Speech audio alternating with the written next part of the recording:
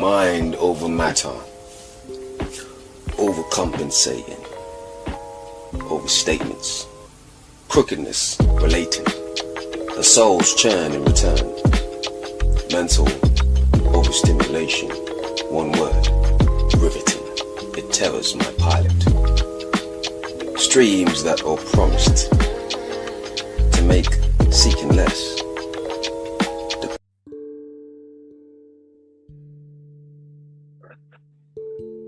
Brad Johnson, glad to finally I've met you now, and we're on the way to get acquainted.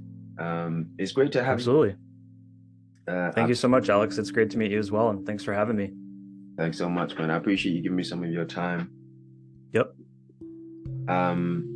So Brad Johnson, 2 times best-selling author and also dating coach. And I want Sure. to claim on that one, dating coach. We leave that till later. But could you tell us Yep. some more about your books, being a best-selling author, your experience, and perhaps a little briefing on the dating coach as well?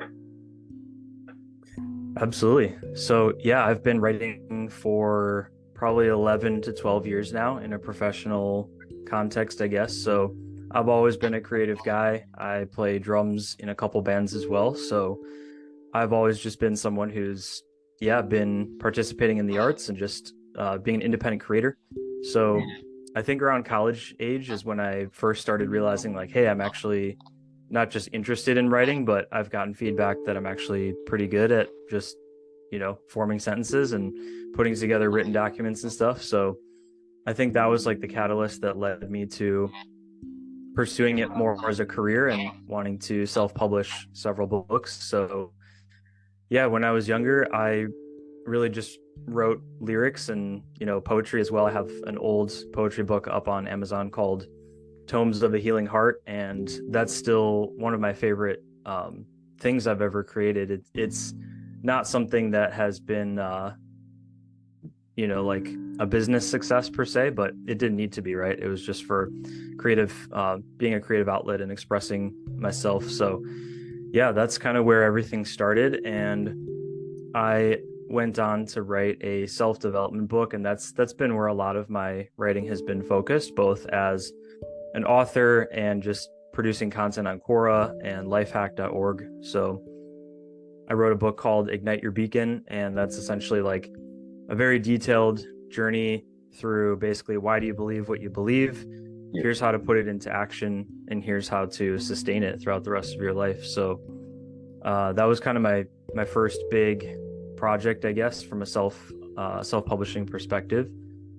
And yeah, as far as where I am today, being an author for a dating book, I'm an introverted guy by nature, so I like the writing and the creative stuff has come pretty naturally to me. But I honestly, if you asked me even like 2 or 3 years ago, like, do you think you'd ever write a book on this topic? I would probably laugh at the thought of that, because I just never saw myself as someone who might like coach other men on like how to be more successful with women and how to have more momentum in their dating lives. But it's really been a journey of like my own life story of kind of feeling like I wasn't very confident in my own life in that regard, and then basically learning and trying and experimenting and ultimately putting everything I've learned into this new book that's releasing in January. So yeah. That's very interesting, man. That's very interesting. Thank Um, you.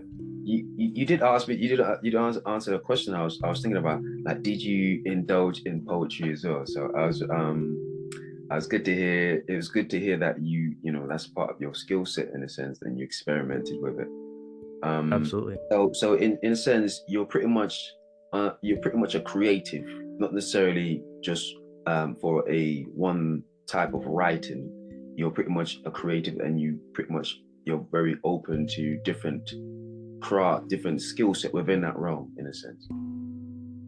Yeah, that's definitely true. I think I've personally found that that's pretty true of a lot of creatives. I know a lot of musicians who are also graphic designers or writers who happen to be like engineers as well. I mean, engineering is I think both a creative and a technical discipline. But yeah, I would definitely say that's true of me too.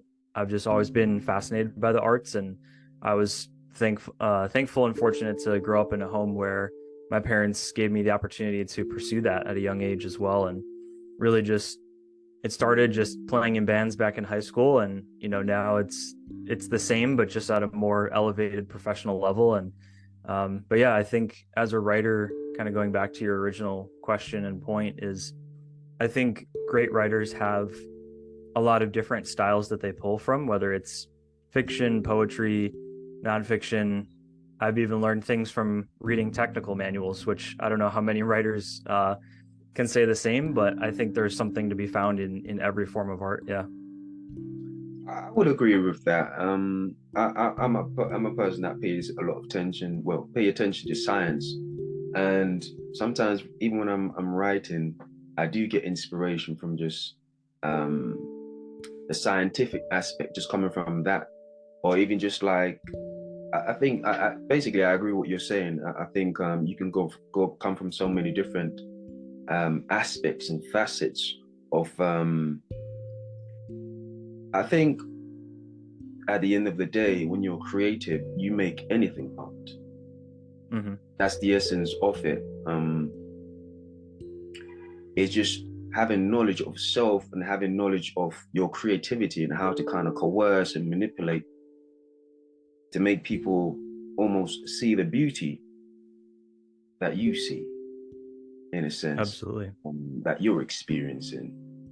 You know, there's so many ways to kind of coerce it or turn it to show a different side of things. You know, sometimes that even leads me to ponder sometimes to almost understand or maybe get a different outlook on certain characters in a story. Like, say, for example, the villain. And I'll be Mm-hmm. like, I know I'm supposed to hate this character. I know I'm supposed to dislike this character. But I wonder, I start to ponder, what made him who he is. And that's almost like a intrigue for me in the story when I want to almost read about. I pay more attention to the villains because I really want to understand some of the things that cultivate them to being who they are in the here and now. And I think those are some of the intriguing things about writers, where, of course, somebody is a villain, but when you can see the beauty in something that's supposed to be bad for you in a sense, or a bad person, you know, it's almost like a different level of objectivity within creativity. It's a Mm-hmm. science to it. So I do agree with a lot of you what like you're saying. Okay, I have a quote for you. So let's Sure. just this is poetry, and then I have some more questions um, as it goes. Sounds good. I persist in the dark like the shadows that convinced your mind they never exist. Though I know better, so no matter, we respond in kind like the sweetest mist. Driven by the cane, for I enlist the sweetest main. Driven to a dominance of my words, now all you see is the alphabet's wearing mane. Like a lion in the frame, working on my focus, thus I'm stuck on lion's mane. Bringing me focus like I've just caught the eye of the sweetest dame. Though now all I want to do is cultivate, working on my clean slate, thus certain habits I can't repeat. That's that's all I cooked up today. Any thoughts? That's awesome. Yeah, I had a feeling that that was from you. It seemed like something. I mean, we've this is our first time talking, but I've gotten a little bit familiar with some of your work as well, and that there's definitely a distinct approach there. Yeah, one of the first things I noticed is there's definitely an emphasis on rhyme and having that last word or the last word or so Yeah. rhyme, which is definitely one of the aspects of a lot of poetic works. So that's awesome. Another thing that stood out to me in that short passage that you read is there's kind of, to me at least, it seems like there's kind of this call and response, almost like this tension of like there's something here, but it's also out of my grasp, or there's something that I see, but it's also kind of far away. So yeah, that's kind of that's my first impression of that. That's interesting. That's interesting. But I suppose to sum this up or to sum my part of the way I like to create is more is almost like there's a premise or there's an idea, and I pretty much try to explore different facets to that idea and almost open that world up to somebody so they can see what I see in a sense. But there's Absolutely. a little bit more that I would like to share. You also mentioned a dating coach. Could you speak more on that? Yeah, so that is absolutely. Thanks for asking. That's a brand new venture for me. So this book that I'm releasing in January 2024 will be the first kind of major step into doing that. And something specific that I'm seeking to do with this dating coach venture, which is called Zero Nonsense Dating, is it's kind of already implied in the name there. Like, Yes. I feel like there's a lot of just nonsense out there when it comes to dating advice and just the world of yeah, I guess just dating relationships between humans. So I've also noticed a lot of dating advice can be geared towards people who are naturally extroverted, and there's nothing wrong with being extroverted, but a lot of introverts, especially introverted men such as myself, we can feel like we're like overlooked as far as if it's an area of your life that you're looking to become strong in. It's there's definitely an aspect of like people expect you to be outgoing, to be confident, to be just openly successful in the way that you handle yourself, right? And so I think similarly to how Susan Cain's book Quiet was like, it became this global phenomenon of like introverts actually have strengths and we actually have tendencies and preferences that the extroverted world at large tends to overlook. I have kind of been on a similar journey as far as if you went back 10 years and then compared like, myself in my early 20s to being in my 30s, it's a very different person, right? Like I've learned that you don't have to change who you are. You have great values, interests, and tendencies just as the person that you are. And I think that's something that really just gets overlooked in the men's dating advice market. So yeah, still kind of building everything up, but I'm excited to see, where things will be in maybe a year or two. Mm, that's interesting. That's interesting. So are you saying you pretty much you've worked with a lot of men in general to kind of give dating advice and stuff like that? So in full transparency, like as a actual business, it's still something that I'm building. I'm going to use the book as kind of like the loss leader, if you will, from a marketing perspective, but it's also, I think it's something that will really start like great conversations, and it'll be just a really good entry point for me to be able to continue to like build a clientele. Mm. There's been a couple of friends that I've advised along the way, and I've learned a lot from that too, because everybody is on a different stage of their journey, right? Some people are, it's like, oh, I'm going on lots of dates, but nothing's really sticking. There's no one that I'm interested in. And like there's also the reverse of that of like, oh, I'm interested in such and such woman, but she's not interested in me, so there's kind of like a lack of just connection there. But it can also be people who are like, I want to spend the rest of my life with someone, but I don't even know the first thing about how to ask someone out on a date, or like what that looks like, or how to do that, right? And I don't know if you've listened to the Chris Williamson Modern Wisdom podcast. He tends to talk a lot about similar topics on his show, where it's very like Men are really struggling with this, especially young men, like more than they ever have before. And there's a lot of reasons for that. And that's something that I try to unpack a little bit in the book so I can kind of lay some context for everything else that comes after that. But yeah, we're seeing a pretty interesting cultural, economic, societal shift towards men are struggling with this more than ever. And so I'm hoping to help as many men as I can with that. That's very interesting. For Um, sure. okay, so I'd like to get your thought on a few questions I have, um, Sure. maybe from even from a observatory point of view.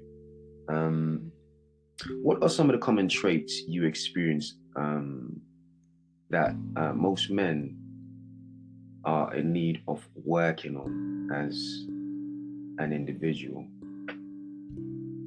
Yeah, absolutely. So I think one that comes to mind pretty quickly is men often feel like they need to impress a woman, and it's it's natural for anyone to want to be impressive and to be impressed on a first date. That's typically what leads to a second, third, and fourth, right? Yeah. But men, some men are in the mindset of, oh, I need to show like how successful I am. I need to like overexert that and be like, oh, this is how much money I make, or check out this car that I drive. Those things certainly help. I mean, women are looking for resourceful men, but most women are going to be turned off by that because it's kind of a bravado of just like, look how great I am, and there's no real sense of like giving giving women the opportunity to discover that naturally, right? Yeah. The idea is really that you want to give women the opportunity to see that just as part of your natural life rather than you having to show it, because it's almost like then it creates the impression that you feel like you have something to prove. So that's one. I think another thing that a lot of men can fall into the trap of is treating a treating a date like it's an interview, like just asking a lot of informationally based questions, like where do you work, where do you go to school, how old are you, just very like very black and white, straightforward questions like that. All that stuff has its place. If you're going to get to know her and she's going to get to know you, that stuff will naturally just come to the surface. But um, women are looking for, and this is something that for us men it can be tougher for us to figure out. But Yeah. women are looking for like a natural emotional connection, and that's usually that's usually the result of just naturally getting to know someone through other conversational topics. So instead of treating it like it's an interview, you could maybe start with, I mean, conversations are based on questions and answers, so there's definitely a balance to be found. But you could start with something like, tell me about the last trip you went on, and that's like just an opportunity for her to share a little bit more about herself, but it gives you the opportunity to see like how can you build that common ground in a natural way. So yeah, I think so those are two. I'm trying to think of maybe a third thing, but I think, you know, adding some creativity. Speaking of being a creative, you you have more options available to you for taking women on dates than like ever before, right? There's all the like traditional ideas of like, let's just get dinner, let's get a cup of coffee, let's go to the bar, let's go to the movies, whatever. All that stuff is like just kind of bland these days for doing a lot of first dates. There's been this viral, you might have seen it too, but there's been this like viral list going around on social media of like women are refusing to go to XYZ places for their first dates. Yeah. um Yeah. yep. I find that pretty funny, but it's also true at the same time, because it's like, if I were a chick, like I probably would have been asked out to all those places a million times as well, right? So it's like every time I've gone on a first date, it's not like it has to be this groundbreaking, like, hey, let's go skydiving. Like, no, maybe not. Like, maybe not for a first date, right? Unless you're a really adventurous person and your date is as well, then go for it. But try to invest some thought into like what could I do that's like a little bit more interesting than just all those things that I just mentioned. So That's interesting. That's interesting. Um, I'm just thinking about it here. I do agree with a lot you're saying. The only thing I'm thinking about is um the personality. mhm, Where does your personality fits into all these technicalities? mhm. Comes to what you're kind of how to kind of almost entertain or get to know somebody. Where does a man's personality fits into all this? Because I think at the end of the day, you know that should be the epitome of um, the emotional connection. Where does that Yeah. fit? Yeah, absolutely. That's a great follow-up question, by the way. I think that's a really important aspect to address, and if you're someone like me, introverted and tends to be an overthinker, it can be something that for me is hard to like not think about when I'm engaged now, so it's not like I'm going on other dates with other people, Congratulations, but man. That's very big. thank you. I appreciate it. But putting myself back in those shoes when I was still single or just dating, um, it's a really good point. So it's like basically what I would recommend is doing something that you're naturally excited about. So perfect example from my own life. Yeah, I was messaging a girl on an app, and I was like, I've always loved mini golf, but there was this new place that opened up, and I was like, I really want to go and see what it's all about, right? And to me, that's like a really fun, low stakes opportunity to just get to know someone, see what they're like in the real world. And the big thing for me was like it kind of takes a little bit of the pressure off the conversation for both myself and whoever I was going out on a date with. And she responded in a way where it's like, oh no, like that's so silly, like I would never do that. And I was kind of like taken aback, because it's like, okay, like I'm just offering something fun to do, but if you don't care, then I don't really care either, right? So yeah, she was just not interested in that at all. So it's like, that's fine, like you're not going to be everybody's cup of tea, and they're not going to be your cup of tea either, right? Like you have to be patient enough to find people who you're authentically interested in, and vice versa. But yeah, I think just having a good sense of self is, and I'm not talking about self-esteem. I think it's more like self-awareness in this sense of like Yeah. knowing that you're not trying to put on a show, you're not trying to do something that you're, again, it goes back to the idea of like, don't do something to just impress her. Do it because you actually think it's a fun and cool and relaxing idea.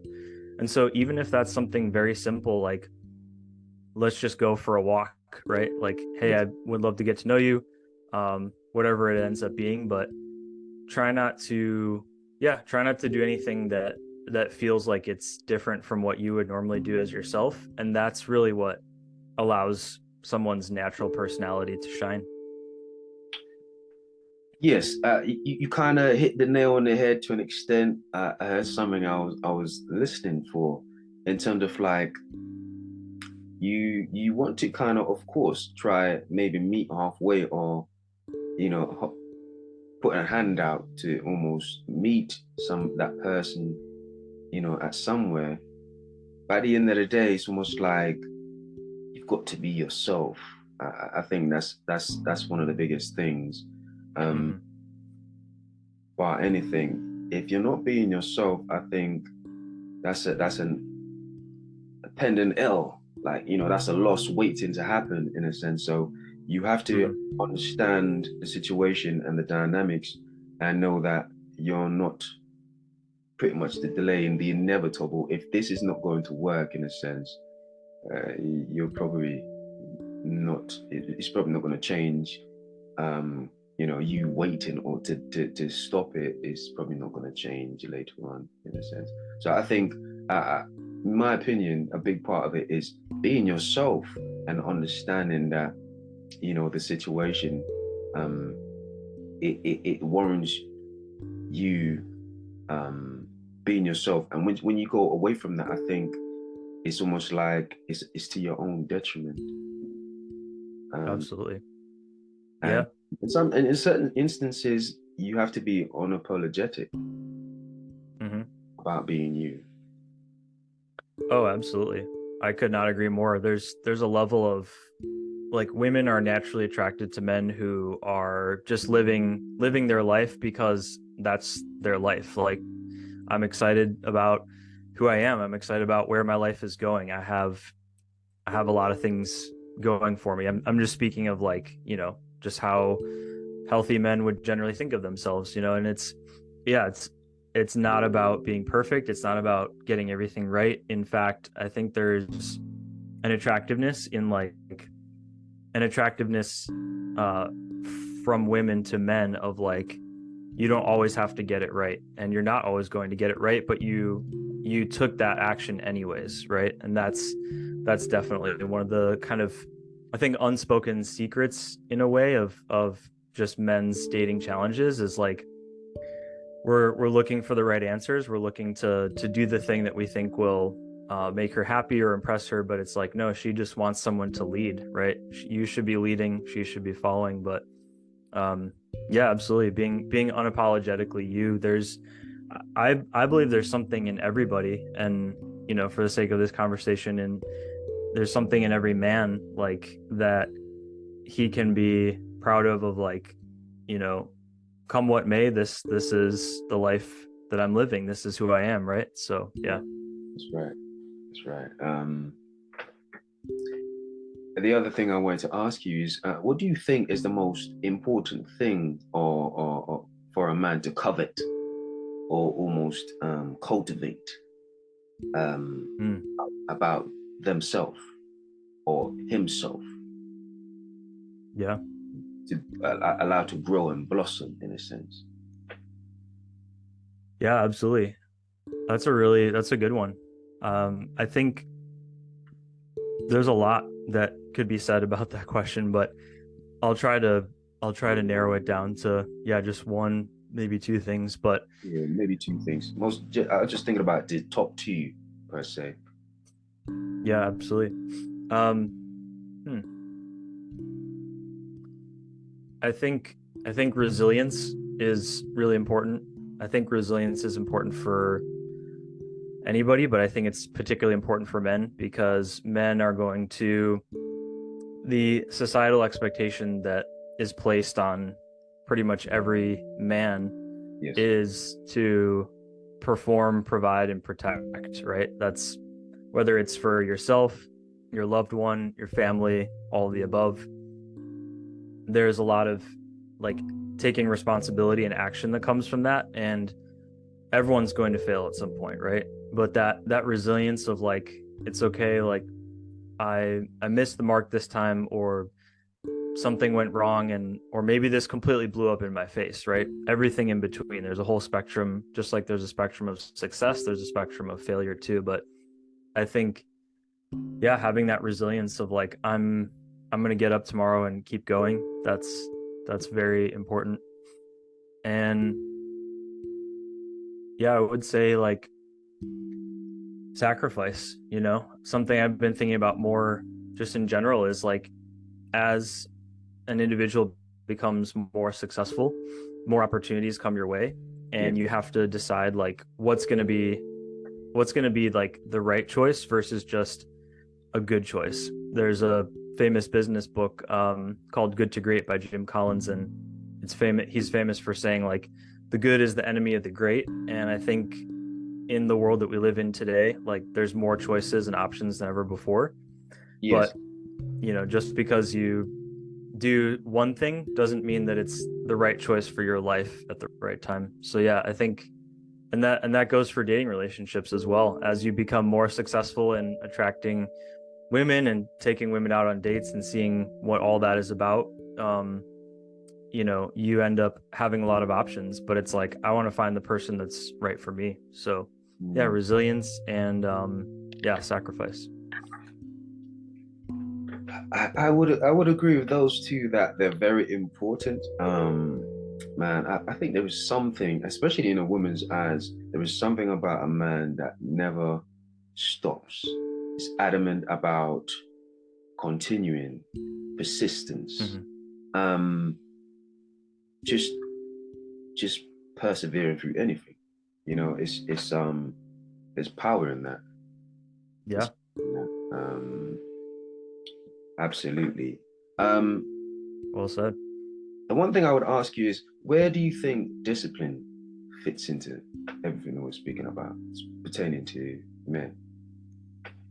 Sure. So yeah, discipline, self-discipline in all of its forms, that is extremely important as well. I think discipline might even be the the value that leads to these other values that we've just discussed. And um yeah, I think every man has to find within himself the reason and the opportunity to be self-disciplined, because whether people whether anyone, and specifically a man, whether a man grows up with or without a father, there's going to come times in his life where it's like, okay, you're the man of the house now. Like whether it's you're taking care of a family, a younger brother or sister, whatever it may be, or it's just like you have an opportunity in front of you, academically, professionally, whatever.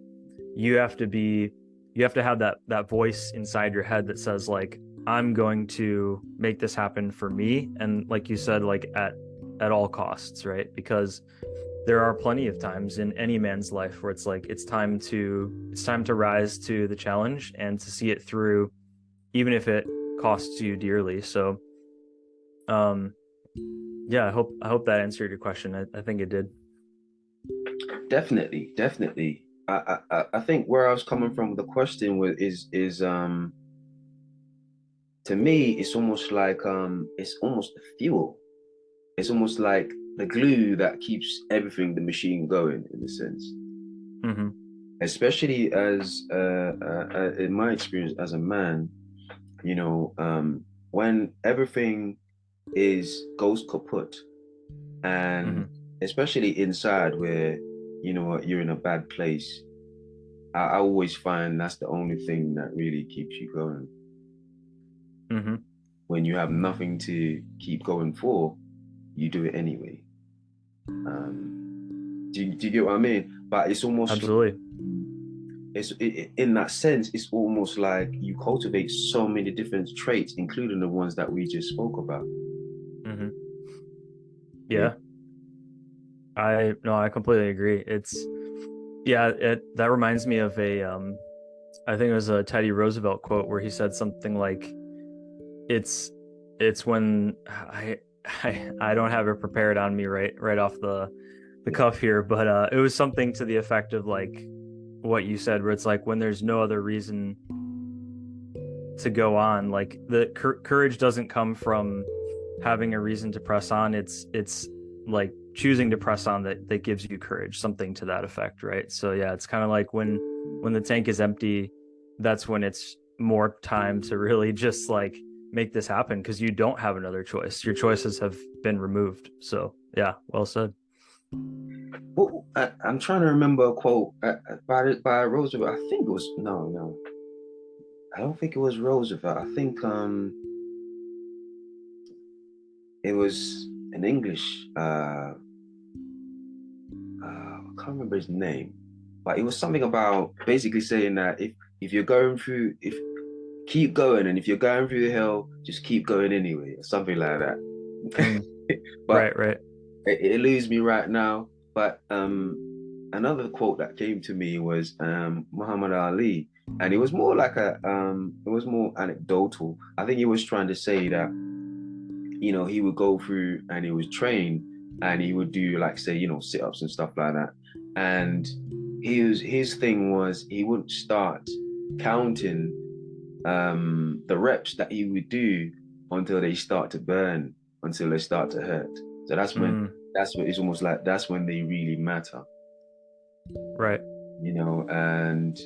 and I think that you can take a lot from that in terms of like when you're speaking about a person, it's almost like who are you when things really matter?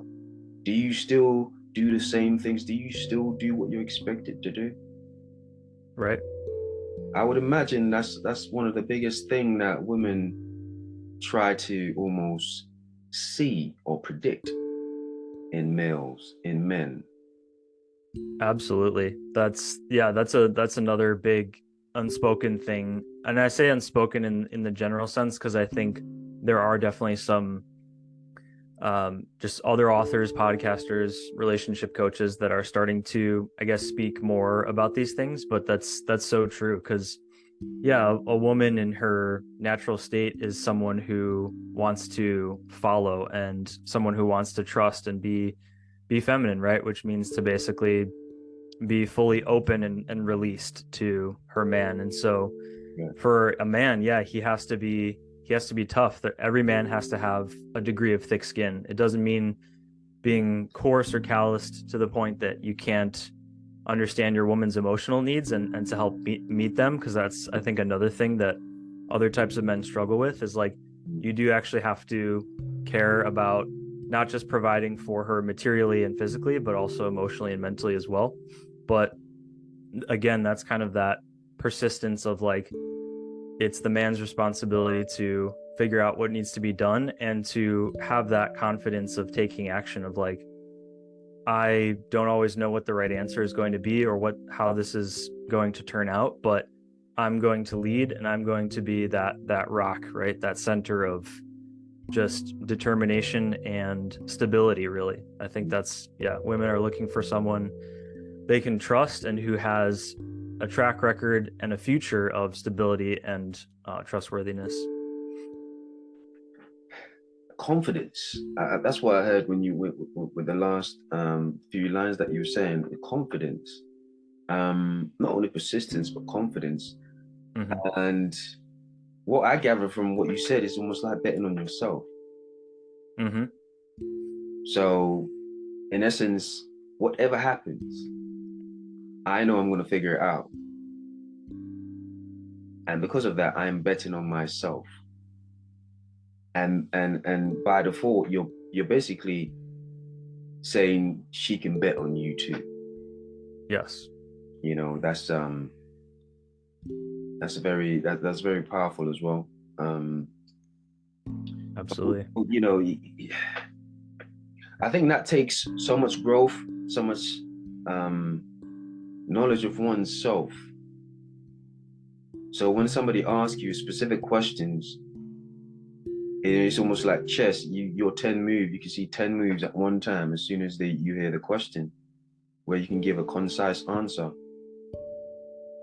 So much so that it's literally a yes or a no, isn't it?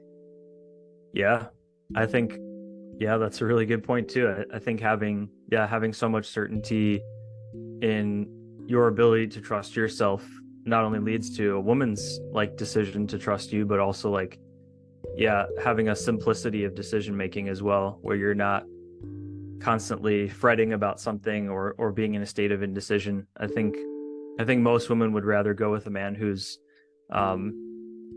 okay with potentially making the wrong decision than not making a decision at all. So very much so. Yeah. Chad, it has been sorry, Brad. It's all good. No worries. I don't know why I just keep messing the name up, but Brad, it has been great speaking with you. I really enjoyed the conversation we're having, and I think it's important, especially for men that are looking for just to hear this type of conversation. I would love to have you back when you released your book, and perhaps we can speak a bit more and share a bit more. Thank you so much, and take care, Brad. Mind over matter, overcompensating, overstatements, crookedness relating, the soul's churn in return, mental overstimulation, one word, riveting, it terrors my pilot. Streams that are promised to make seeking less